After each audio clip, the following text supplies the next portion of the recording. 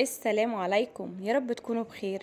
جربتي انك تعملي البسبوسة وفي مشاكل بتواجهك فيها، اذا كانت بتنشف منك او حتى مش بتشرب الشربات او حتى بتكون مفرولة او مكتومة او اللون بتاعها مش موحد؟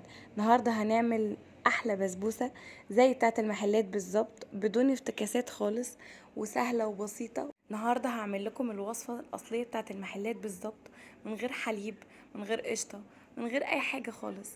شوية مية وهتحضري احسن بسبوسة. بصي هتاكلي صوابعك وراها. وكمان مش عايزين ننسى حبايبنا بتوع نظام الطيبات ان احنا عاملين لهم بسبوسة خطيرة.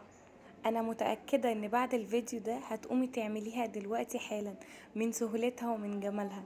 يلا بينا نشوف الطريقة. معايا هنا كوباية الا ربع سكر، هفردهم كده كويس وهرفعهم على النار. انا عايزة السكر ده يتكرمل. خلي بالي كويس جدا ان السكر بتاعي ما يتحرقش. اول ما اشوف بقليل كده وان السكر ابتدى ان هو يتعمل من تحت، ابدا ان انا اقلب شويه بشويه، مش ايدي فيه على طول. بصوا بيكرمل بسرعه جدا، فنخلي بالنا كويس قوي قوي في الخطوه دي. عندي هنا كوبايه الا ربع من السمنه، هي سمنه بلدي، انا حابه ان هي تبقى سمنه بلدي، لكن انت براحتك عايزه تحطي اي نوع سمنه، بس هي البسبوسه يعني سمنه بلدي، فحطي سمنه بلدي. هكتب لكم الجرامات بالظبط تحت الفيديو في اول تعليق مثبت.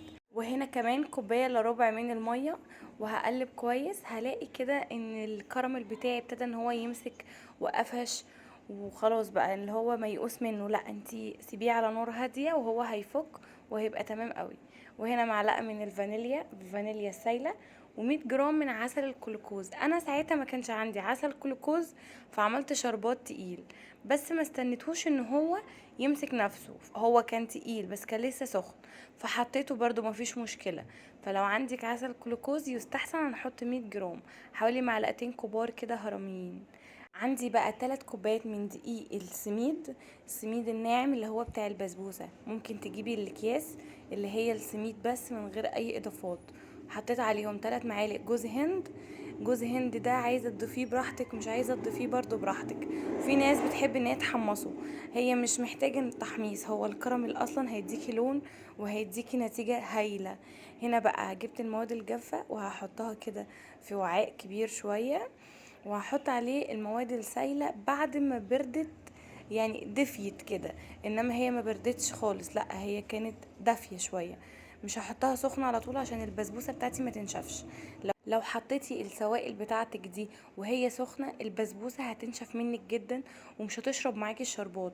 فلازم المكونات السايلة تبقى دافية شوية، يعني مايلة للسخونة بس مش اللي هي سخنة وبتغلي. انا هنا مش بقلب تماما، انا بس بغطي كده السوائل بالمواد الجافة بس. لكن اوعي ان انت تقلبي وتعجني تعملي عرق على طول الدقيق.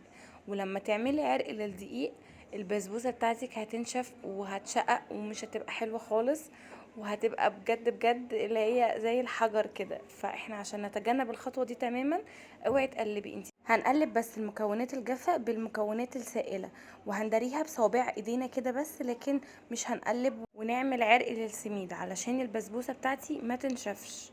هنا جبت بقى صينيه مدهونه فيها سمنه كويس قوي، يعني هي الحلويات الشرقيه محتاجه سمنه، يعني انت تعرفي تعملي بسبوسه محتاجه سمنه، يعني الحلويات الشرقيه يعني سمنه.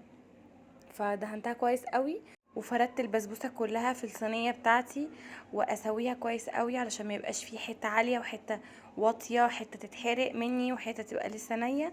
فعشان تبقى كويسه قوي معايا لازم ان انا افردها كويس. هنا حطيت مكسرات، انا هنا حطيت لوز، ممكن تحطي بندق بتبقى لذيذه قوي برضو بالبندق وبتبقى حلوه قوي. جبت كده معلقه وبغرز اللوز في البسبوسه علشان ما يطلعش ويقع مني، لا يبقى جوه كده ويبقى لازق في البسبوسه ويتطبع كده. هنا درجه حراره 160، درجة حرارة 160 هتقعد بالظبط معاكي 45 دقيقة ل50 دقيقة.